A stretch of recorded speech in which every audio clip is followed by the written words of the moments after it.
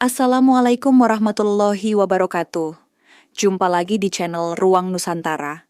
Baik tidak usah berlama-lama, mari kita simak bersama-sama ceritanya. Zaman dahulu, jauh sebelum kota Mojokerto dikenal seperti sekarang, wilayah ini hanyalah hutan belantara yang lebat, dihiasi aliran sungai berantas yang meliuk seperti naga raksasa. Kabut pagi seringkali menyelimuti permukaan sungai, menciptakan suasana misterius yang membuat para pelaut enggan berlabuh tanpa alasan jelas. Namun di balik semua itu, tanah ini menyimpan potensi besar yang kelak akan menciptakan peradaban agung. Nama Mojokerto sendiri dipercaya berasal dari kata maja, yang merujuk pada buah maja, dan kerta yang berarti makmur atau tentram. Namun legenda rakyat punya versi lain. Dikisahkan bahwa di masa silam, seorang pertapa sakti bernama Resi Mayangkara tinggal di sebuah gubuk kecil di tepi berantas. Ia hidup damai, ditemani burung-burung liar dan kijang yang jinak. Konon, Resi Mayangkara adalah penjaga gaib wilayah tersebut, dan ia sering bermeditasi hingga berminggu-minggu tanpa makan maupun bicara. Suatu hari, pertapa itu mendapatkan penglihatan akan datangnya sebuah kerajaan besar yang akan tumbuh dari tanah tempat ia bertap. Dalam mimpinya, seekor burung elang membawa sebutir buah maja dan menjatuhkannya ke sungai. Buah itu lalu hanyut mengikuti arus dan bersinar keemasan, membelah kabut pagi dan menunjukkan arah menuju tanah yang kelak menjadi pusat kerajaan. Tersentak dari meditasinya, sang resi mulai mengukir tanda di batang pohon maja yang tumbuh di sekitar gubuknya. Dari sinilah nanti muncul kejayaan, ucapnya pelan. Tak lama berselang, rombongan prajurit Majapahit datang menyusuri sungai. Mereka mencari lokasi strategis untuk memperluas wilayah dan membangun pelabuhan air. Saat menemukan lokasi yang dimaksud Resi, mereka merasakan hawa yang berbeda, tenang, makmur, dan seakan diberkahi. Pertemuan antara spiritualitas dan strategi militer itu jadi fondasi lahirnya pemukiman awal yang kelak berkembang menjadi Mojokerto. Dan kisah ini baru permulaan dari babak sejarah panjang kota yang dulu jadi pusat kekuasaan Nusantara. Setelah wilayah tepian Sungai Berantas dipetakan dan dijadikan pos pengamatan oleh prajurit Majapahit, datanglah sosok yang akan mengubah segalanya, Raden Wijaya, putra dari pasangan bangsawan Singasari. Ia tengah dalam pelarian setelah keruntuhan kerajaan ayahnya akibat serangan Jayakatwang dari Kediri. Ditemani para pengikut setia, ia mencari tempat yang aman untuk membangun kembali kekuatan. Konon, ketika Raden Wijaya sampai di daerah yang kini dikenal sebagai Mojokerto, ia merasakan sesuatu yang berbeda. Tanahnya subur, air sungainya jernih, dan pepohonan menjulang rapi seolah memberi restu. Dalam hati ia berkata, "Disinilah akan kutanam benih kebangkitan." Ia pun meminta restu dari sang Resi Mayangkara yang masih menetap di gubuknya. Sang Resi, tanpa berkata apapun, memberikan sebatang tongkat kayu maja yang telah diukir mantra. Tancapkan ini di tempat di mana angin berhenti dan burung-burung tak berkicau. Di sanalah pusat kekuasaan akan tumbuh, katanya. Raden Wijaya pun mengikuti petunjuk itu dan menemukan tempat yang sunyi, namun terasa kuat auranya. Di titik itu, ia mendirikan cikal bakal, pusat pemerintahan kecil yang diberi nama Majakerta, yang kemudian berubah pelafalan menjadi Mojokerto. Tempat ini bukan hanya markas militer, tetapi juga titik awal dari kebangkitan yang lebih besar. Para pengikutnya mulai membuka lahan, membangun pemukiman, dan mengatur sistem irigasi dari aliran berantas. Desa-desa kecil bermunculan di sekitarnya, dihuni oleh para petani, pandai besi, dan pedagang. Mojokerto menjadi pusat distribusi logistik sebelum menuju ke hutan tarik, tempat kelak berdirinya ibu kota Majapahit. Meski masih sederhana, daerah ini telah menjadi simbol penting bagi Raden Wijaya. Di balik hening dan keteduhan sungainya, strategi besar sedang disusun. Mojokerto menjadi saksi bisu dari ambisi besar yang akan mengguncang sejarah Nusantara. Setelah menancapkan fondasi awal di Mojokerto, Raden Wijaya memusatkan perhatian ke wilayah hutan tarik, sebuah kawasan lebat dan liar yang terletak tak jauh dari pemukiman barunya. Hutan ini menyimpan banyak misteri. Pepohonan raksasa yang tak bisa dipeluk 5 orang dewasa, suara-suara aneh saat malam hari, dan jejak kaki makhluk yang tak dikenal. Namun bagi Raden Wijaya, hutan Tarik bukanlah tempat menakutkan, melainkan lokasi strategis untuk mendirikan ibu kota baru. Ia ingat wasiat ayahnya yang pernah berkata, "Jika kau ingin membangun kerajaan yang langgeng, carilah tanah yang belum ternodai perang, tetapi dekat dengan sungai dan mata air." Tarik memenuhi semua syarat itu. Dengan dukungan penuh dari para tokoh Mojokerto yang baru tumbuh, Raden Wijaya mulai membuka jalur menuju hutan tersebut. Ia memerintahkan pembangunan jalan darurat dari Mojokerto ke Tarik, menggunakan tenaga rakyat dan sisa pasukan Singasari. Setiap kali mereka menebang pohon, mereka selalu mengucap doa, seolah tahu bahwa tanah ini punya penjaga gaib. Setelah berminggu-minggu membuka jalan dan membersihkan lahan, mereka menemukan sebidang tanah datar yang luas di tengah hutan. Di sanalah Raden Wijaya memutuskan untuk membangun ibu kota yang kelak dinamai Majapahit. Diambil dari nama buah maja yang pahit rasanya namun diyakini berkhasiat tinggi. Mojokerto yang saat itu sudah berkembang menjadi pusat aktivitas dagang dan logistik, menjadi penyangga utama ibu kota baru. Bahan bangunan, makanan, dan perlengkapan militer dikirimkan dari Mojokerto ke Tarik setiap hari. Jalan ini kelak dikenal sebagai urat nadi awal Majapahit. Meski ibu kota resmi ada di Tarik, Mojokerto tetap memegang peranan penting sebagai pelabuhan darat dan benteng ekonomi. Bahkan banyak tokoh penting Majapahit bermukim di Mojokerto, menjadikan kota ini tempat strategis dalam setiap pengambilan keputusan politik dan militer. Dari sebuah gubuk pertapaan di pinggir sungai, Mojokerto kini menjelma jadi kota penyangga kerajaan terbesar yang pernah berdiri di Nusantara. Dan sejarahnya baru saja dimulai. Seiring berdirinya Majapahit di hutan Tarik, Mojokerto mulai menunjukkan peran pentingnya sebagai pusat perdagangan dan distribusi.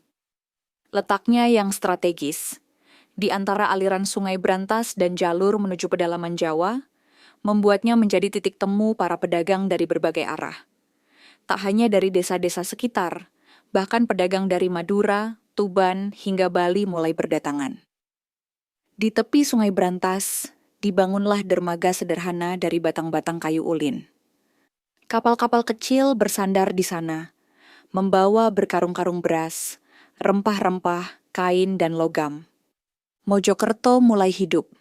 Suara pedagang, dentingan alat tukang besi, dan canda anak-anak yang bermain di tepi sungai menandai geliat peradaban baru. Raden Wijaya menyadari potensi besar Mojokerto, maka ia mengirim utusan untuk membangun pasar tetap di pusat kota, yang kelak dikenal sebagai Pasar Pradah. Pasar ini menjadi jantung ekonomi lokal. Disinilah petani bertukar hasil bumi, perajin menjual alat-alat rumah tangga, dan pengelana membagi kisah dari negeri jauh. Tak hanya itu, Mojokerto juga mulai dikenal sebagai pusat pengolahan logam dan senjata. Banyak pandai besi yang menetap di sini, menghasilkan keris, tombak, dan pelindung tubuh yang dipesan langsung oleh Istana Majapahit. Konon beberapa keris legendaris Majapahit ditempa di sebuah dusun yang kini dikenal dengan nama Balonggono. Penduduk Mojokerto pun bertambah pesat. Mereka bukan hanya orang Jawa, tapi juga keturunan campuran. Tionghoa, Arab, bahkan India, yang datang melalui jalur laut dan menetap karena tertarik dengan stabilitas serta potensi perdagangan. Mojokerto menjadi kota dengan wajah multikultur pertama di wilayah kerajaan. Di balik kemakmuran itu, Raden Wijaya selalu menekankan satu hal, kesetiaan pada tanah tempat berpijak. Maka tak heran, setiap pembangunan besar yang terjadi di Majapahit selalu diawali dengan upacara adat di Mojokerto, sebagai bentuk penghormatan pada bumi yang pertama kali menampungnya saat dalam pelarian. Mojokerto bukan sekadar kota pelabuhan darat, tapi denyut awal dari sebuah kejayaan besar.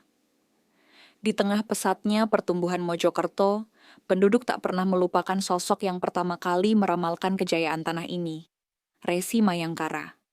Meski usianya telah senja dan tubuhnya ringkih, ia masih sering duduk di bawah pohon maja tempat dulu ia bermeditasi. Banyak orang datang meminta nasihat. Bahkan pejabat Majapahit pun kerap mengirim utusan untuk mendengar wejangannya. Suatu malam, Resi Mayangkara bermimpi bertemu sosok berjubah putih yang berkata, "Tanah ini akan terus makmur, tapi akan datang masa gelap yang mencoba merebut cahaya dari Mojokerto. Maka siapkanlah pelindungnya." Keesokan harinya, sang resi memanggil dua muridnya dan meminta mereka membuat peti dari kayu maja dan batu bata merah. Di dalam peti itu, ia memasukkan 3 benda. Sebutir buah maja yang mengering, seutas benang emas, dan sebilah keris kecil yang ia tempa sendiri dengan doa-doa. "Ini pusaka penjaga Mojokerto. Jangan pernah dibuka kecuali kota ini dalam bahaya besar," ucapnya. Peti itu lalu dikubur di bawah altar batu di tengah hutan kecil, di sebelah timur pemukiman. Letaknya dirahasiakan, hanya diketahui oleh 3 orang yang bersumpah menjaga rahasia itu sampai mati. Tak lama setelah pusaka itu ditanam, Resi Mayangkara wafat dengan tenang. Pemakamannya diselenggarakan secara adat, disertai iringan gamelan dan doa-doa.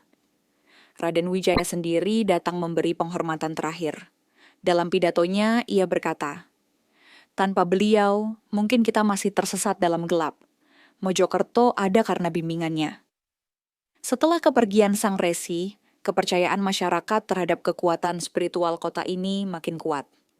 Setiap awal musim tanam, masyarakat Mojokerto mengadakan ritual tabur bunga di sekitar sungai dan hutan tempat pusaka dikubur. Ini jadi tradisi yang berlangsung hingga turun-temurun, meski lokasi pusaka tetap misterius. Sebagian percaya bahwa pusaka itu masih ada, tersembunyi di bawah reruntuhan kuno yang belum digali. Para sejarawan dan arkeolog modern pun terus mencarinya. Namun bagi warga Mojokerto, keberadaan pusaka itu bukan sekadar benda, melainkan simbol harapan dan penjaga identitas kota. Di tengah kejayaan Mojokerto, sebagai kota penyangga Majapahit, terselip sebuah kisah yang menggetarkan warga kala itu. Kisah tentang Gerbang 3 Petir, sebuah gapura batu merah yang dibangun di sisi selatan kota sebagai pintu masuk utama bagi pedagang dan pelancong. Tak sembarang orang boleh melintasinya. Setiap yang lewat harus menunduk dan memberi hormat, sebab dipercaya bahwa gerbang itu dijaga oleh arwah-arwah suci. Menurut cerita para sesepuh, saat gerbang itu dibangun, langit tiba-tiba menggelap dan terdengar 3 kali sambaran petir yang menghantam bukit kecil di dekatnya. Petir pertama membelah batu besar, petir kedua membakar pohon tua, dan petir ketiga membentuk bekas lingkaran di tanah yang kini dikenal sebagai Lingkar Agni. Raden Wijaya yang sedang berada di Istana Majapahit mendengar kabar itu dan langsung datang ke Mojokerto. Ia memerintahkan para empu dan rohaniwan untuk menyelidikinya. Salah satu empu tua yang pernah belajar bersama Resi Mayangkara menyatakan bahwa itu pertanda. Tanah Mojokerto akan jadi batas antara dunia manusia dan kekuatan tak kasat mata. Maka dibuatlah gapura batu merah berbentuk simetris dengan 3 lengkungan melambangkan 3 petir, sekaligus sebagai segel pelindung. Sejak itu, tak seorang pun berani main-main di sekitar gerbang itu. Para penjaga selalu menyalakan dupa dan menabur bunga setiap pagi. Bahkan prajurit Majapahit pun tak melewatinya dengan sombong. Beberapa kisah aneh mulai beredar. Seorang pedagang yang mencemooh gerbang itu konon tersesat berhari-hari di hutan. Sementara seorang anak kecil yang membasuh kaki tanpa izin di Lingkar Agni mengaku melihat sosok berjubah hitam di dalam air. Namun, warga Mojokerto tak takut. Mereka justru merasa terlindungi. Gerbang itu menjadi simbol kekuatan tak kasat mata yang menjaga keseimbangan kota. Beberapa orang bahkan percaya bahwa arwah Resi Mayangkara menjelma sebagai penjaga gerbang, mengawasi siapa saja yang masuk dengan niat baik maupun jahat. Sampai hari ini, bekas gerbang 3 petir diyakini masih ada, meski tertutup reruntuhan dan bangunan modern. Sebagian peneliti percaya bahwa lokasi itu berada di sekitar daerah Prajurit Kulon, yang dulunya merupakan wilayah pintu selatan kota tua Mojokerto. Dan kisah ini hanyalah sebagian kecil dari rahasia spiritual yang melapisi sejarah kota tersebut. Di sebuah sudut kota Mojokerto yang kini dikenal dengan nama Surodinawan, dahulu kala tinggal seorang perempuan tua yang dikenal dengan nama Nyai Rarasati. Ia bukan bangsawan, bukan pula tokoh agama, melainkan seorang penenun. Namun bukan kain biasa yang ditenunnya, melainkan kain langit. Begitu orang menyebut hasil tenunannya. Setiap malam bulan purnama, Nyai Rarasati akan duduk di beranda rumahnya sambil memintal benang yang terbuat dari serat pohon kapas yang ditanam di ladang rahasia. Anehnya, tenunannya selalu berwarna biru, keunguan seperti langit senja, dihiasi pola bintang-bintang kecil yang entah bagaimana bisa bersinar ketika malam tiba. Banyak yang menganggapnya sebagai kerja sihir, tetapi Nyai Rarasati selalu berkata, "Aku hanya mendengarkan suara angin dan membiarkannya membimbing tanganku." Suatu hari, Raden Wijaya mendengar tentang kain langit tersebut dan memanggil Nyai Rarasati ke istana Majapahit. Ia ingin memesan sebuah kain khusus untuk dijadikan bendera kerajaan, simbol kebangkitan Majapahit yang sedang tumbuh dari tanah Mojokerto. Nyai Rarasati datang tanpa ragu, membawa satu gulungan kain yang telah ia simpan selama bertahun-tahun. "Kain ini belum pernah kujual, karena aku tahu suatu hari akan ada yang membutuhkan," katanya. Ketika kain itu dibentangkan, seluruh ruangan menjadi hening. Cahaya dari jendela seolah terserap ke dalam benangnya, dan di tengah-tengah kain itu muncul pola menyerupai Garuda dengan sayap terbuk. Terpesona, Raden Wijaya pun menjadikan kain tersebut sebagai simbol kemenangan dalam penobatannya sebagai raja. Ia menyebut kain itu sebagai Lenga Wilwatikta, yang berarti cahaya dari Tanah Agung. Sejak saat itu, setiap kali pasukan Majapahit berangkat perang, bendera yang dibuat dari kain langit milik Nyai Rarasati selalu dibawa di barisan paling depan.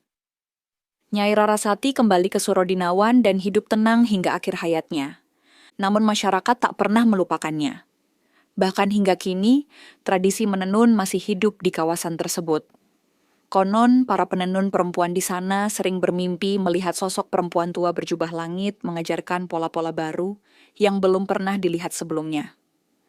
Kisah Nyai Rarasati menjadi pengingat bahwa kejayaan tidak selalu lahir dari pedang dan tahta. Terkadang, kejayaan dimulai dari sehelai benang yang ditenun dengan hati. Di balik kemegahan Istana Majapahit dan geliat perdagangan Mojokerto, ada satu tempat yang menjadi saksi bisu berbagai peristiwa penting. Alas Gedangan. Hutan ini terletak di sebelah barat kota, lebat dan penuh pohon beringin tua, yang akarnya menjulur seperti tirai. Tak banyak orang berani masuk ke sana karena dipercaya sebagai tempat berkumpulnya para penjaga gaib. Namun, justru di tempat inilah banyak keputusan penting kerajaan disusun secara rahasia. Alas Gedangan menjadi lokasi pertemuan para bangsawan dan tokoh spiritual ketika situasi politik Majapahit sedang genting. Salah satu pertemuan paling terkenal terjadi tak lama setelah penobatan Raden Wijaya. Kala itu, para petinggi kerajaan resah akan ancaman pasukan Mongol yang telah mendarat di utara Jawa. Raden Wijaya sendiri menyusun strategi licik untuk mengalahkan mereka, namun ia tidak melakukannya sendiri. Ia mengajak 3 tokoh dari Mojokerto, seorang ahli strategi bernama Empu Ranggalawe, seorang pertapa wanita bernama Dewi Skarwilis, dan seorang pemuda cerdik bernama Jaka Pringgondani, putra nelayan berantas. Mereka berkumpul di dalam lingkaran batu yang tersembunyi di tengah alas gedangan, dan di sanalah strategi menggiring pasukan Mongol masuk ke pedalaman, sebelum kemudian dikhianati dan dikalahkan dirumuskan. Keputusan itu menjadi titik balik sejarah Nusantara. Setelah pertemuan tersebut, lingkaran batu tempat mereka duduk dipercaya memiliki energi kuat. Beberapa orang yang tersesat di hutan kadang mengaku melihat cahaya temaram di antara pepohonan dan mendengar bisikan seperti suara rapat. Bahkan hingga abad ke-20, lokasi bekas lingkaran itu masih dijadikan tempat semedi oleh para tokoh spiritual Mojokerto. Namun peran Alas Gedangan bukan hanya soal siasat perang. Di sana pula banyak tokoh-tokoh masa depan Mojokerto dan Majapahit digembleng secara rohani. Mereka berlatih mengendalikan diri, memperkuat batin, dan memahami keseimbangan alam. Sebab sejak awal, para pendiri Mojokerto percaya bahwa kekuasaan yang kuat harus berpijak pada jiwa yang tenang. Kini, hutan Alas Gedangan memang tak lagi seperti dulu. Sebagian telah menjadi pemukiman dan ladang. Tapi kisah-kisah yang tersisa tetap hidup dalam ingatan warga. Sebab di sanalah Mojokerto bukan hanya mencetak sejarah, tapi juga membentuk karakter para pemimpinnya. Dari kejauhan, Gunung Penanggungan berdiri kokoh di timur Mojokerto, seperti penjaga setia yang mengamati jalannya zaman. Bagi masyarakat Mojokerto kuno, gunung ini bukan hanya gugusan tanah tinggi, tetapi dianggap sebagai gunung suci, tempat para dewa dan leluhur bersemayam. Banyak tokoh spiritual dan bangsawan Majapahit yang memilih bertapa di lerengnya untuk mencari pencerahan atau wahyu kepemimpinan. Konon, jalur para petapa dari Mojokerto menuju Gunung Penanggungan melintasi beberapa titik keramat, mulai dari Sendang Sari, Batu Satu Nafas, hingga Gua Rangsang. Jalur ini dulu disebut sebagai lintasan cahaya, karena hanya mereka yang berhati bersih dan berniat suci yang dapat menempuhnya tanpa halangan. Salah satu kisah yang paling terkenal adalah perjalanan Dewi Suhita, putri bangsawan Mojokerto yang sejak kecil gemar mempelajari ilmu langit. Ia bermimpi 3 malam berturut-turut tentang seekor harimau putih yang memanggilnya ke kaki gunung. Tanpa pamit, ia berjalan seorang diri menyusuri lintasan cahaya. Tak seorang pun berhasil mengejarnya. Dan selama 7 hari 7 malam, ia tidak kembali. Namun pada malam ke-7, seluruh kota Mojokerto melihat cahaya terang benderang muncul dari arah puncak Penanggungan. Keesokan harinya, Dewi Suhita kembali dengan tatapan teduh dan wibawa yang luar biasa. Ia membawa segenggam tanah dari puncak gunung dan menanamnya di tengah kota sebagai simbol penjaga spiritual Mojokerto. Tanah tersebut kelak dijadikan fondasi Pura Gunung Mas, tempat sembahyang yang terbuka untuk semua agama dan keyakinan. Disinilah para warga berkumpul saat terjadi musibah, pagebluk, atau bencana, untuk memohon perlindungan dan keseimbangan alam. Seiring waktu, banyak candi dan pertapaan didirikan di lereng Penanggungan. Candi Belahan, Candi Jalatunda, dan lainnya. Menjadi jejak nyata bahwa Mojokerto bukan hanya pusat politik dan ekonomi, tetapi juga spiritualitas. Bahkan ada yang menyebut Mojokerto sebagai tanah tengah antara bumi dan langit. Gunung Penanggungan tetap menjadi sumber inspirasi dan energi spiritual hingga kini. Para peziarah, pendaki, dan peneliti terus berdatangan membawa cerita baru dari gunung yang tak pernah kehabisan misteri. Pada masa pemerintahan Hayam Wuruk, Mojokerto mencapai puncak kemakmurannya. Namun seperti kata pepatah kuno, di balik kemegahan selalu ada ujian. Ujian itu datang bukan dari luar, melainkan dari dalam. Muncul sekelompok bangsawan muda yang iri akan peran penting Mojokerto dan ingin mengalihkan pusat dagang ke wilayah lain. Mereka diam-diam menghasut prajurit dan pedagang agar pindah ke wilayah baru di utara. Ketegangan pun meningkat. Untuk menjaga keamanan kota, dibangunlah Benteng Merah, tembok pertahanan setinggi 5 hasta, terbuat dari batu bata merah yang dibakar selama 7 hari 7 malam. Letaknya mengelilingi jantung kota Mojokerto, menghubungkan pasar, balai rakyat, dan dermaga Sungai Brantas. Namun malam sebelum benteng itu rampung, terjadi peristiwa ganjil. Langit mendung padahal bukan musim hujan, dan angin bertiup kencang membawa bau hangus. Tiba-tiba, dari arah selatan kota, muncul api biru yang melayang-layang seperti nyala obor. Api itu melesat dan mendarat tepat di gerbang utama benteng, membakar sebagian bangunan. Warga panik, namun para empu menyebut peristiwa itu sebagai api penjaga. Api spiritual yang bukan untuk menghancurkan, melainkan untuk menguji niat. Jika niat pendirian benteng adalah perlindungan, api itu akan padam sendiri. Tapi jika niatnya untuk menindas, maka api akan membesar. Anehnya, api biru itu tak menyebar. Hanya diam membakar pintu gerbang hingga fajar menyingsing, lalu lenyap begitu saja.